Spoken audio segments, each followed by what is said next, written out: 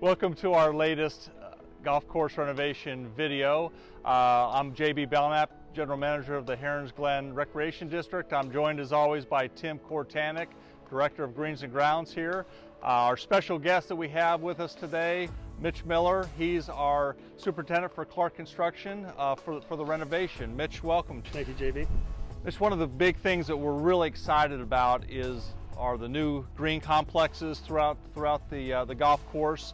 Can you give us a little insight as to what you and your team have discovered during the coring out of the old greens in preparation of putting the new ones in? Absolutely. You never know what you're going to find till you start digging.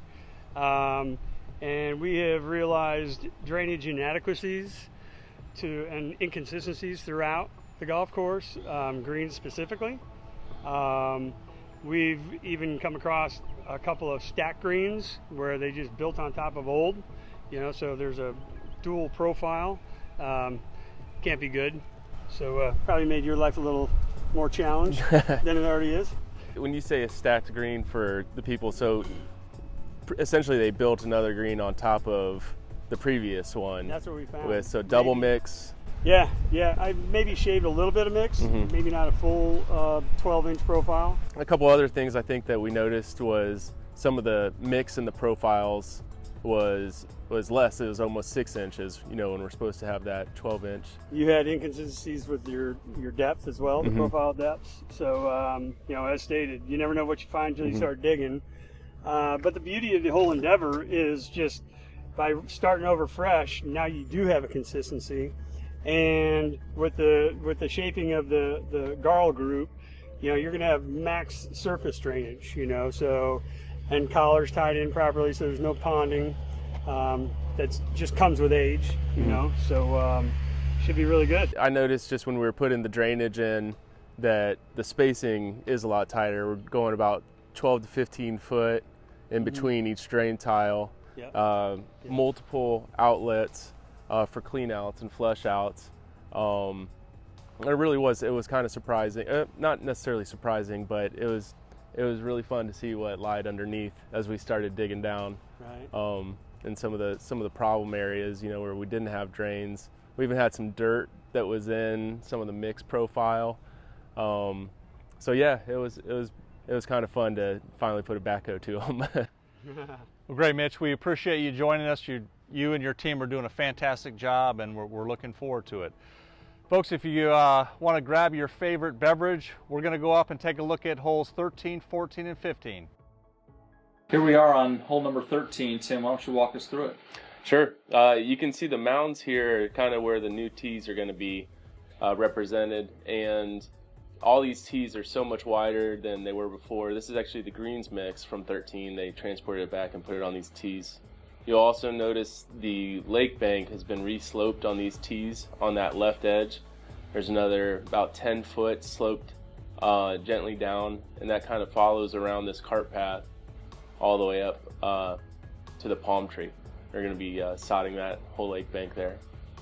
You can see coming up here on the right, this fairway bunker has actually been converted into a grass catch bunker.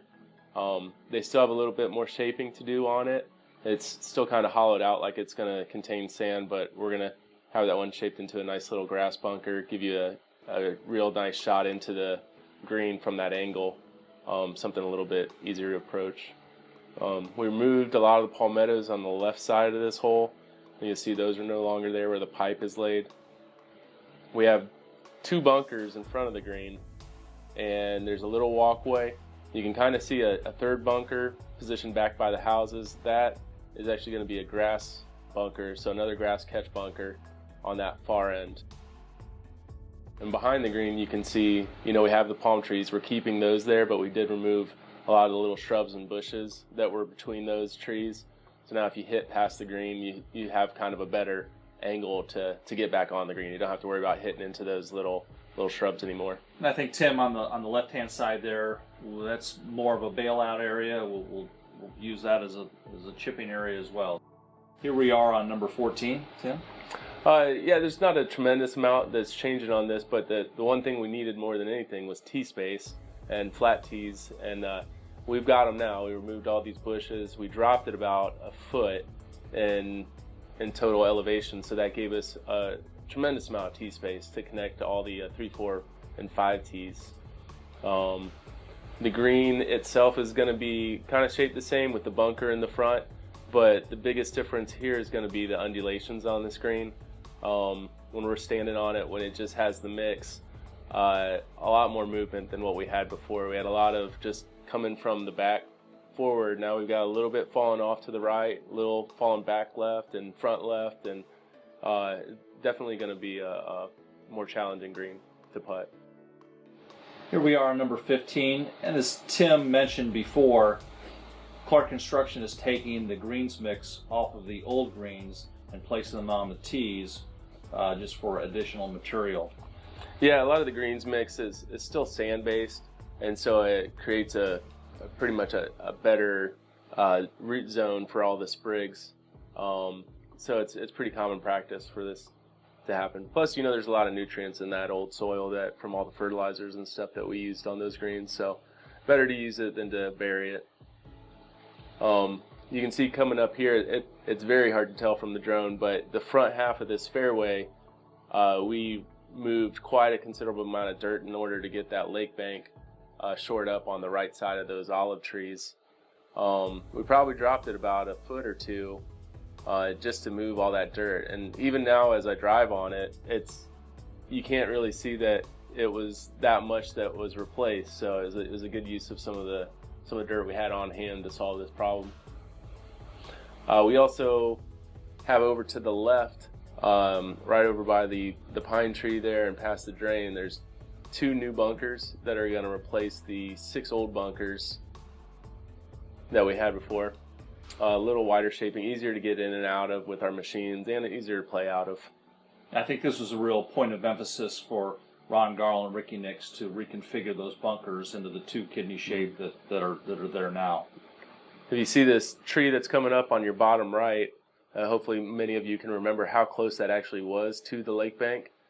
That kind of gives you a point of reference how much space we've actually gained on that side. And we still do have the 2 bunkers on the left edge of the green. Those are going to be pretty much same placement as what we had before. Green, we did get it back to the size. We expanded it a little bit, and it does have a bit more undulation. Kind of the theme that we're getting is moving away from a lot of the flat greens, and not anything too crazy, but just a good movement. Thanks for joining us today. As always, we appreciate everyone avoiding the golf course while we're under construction.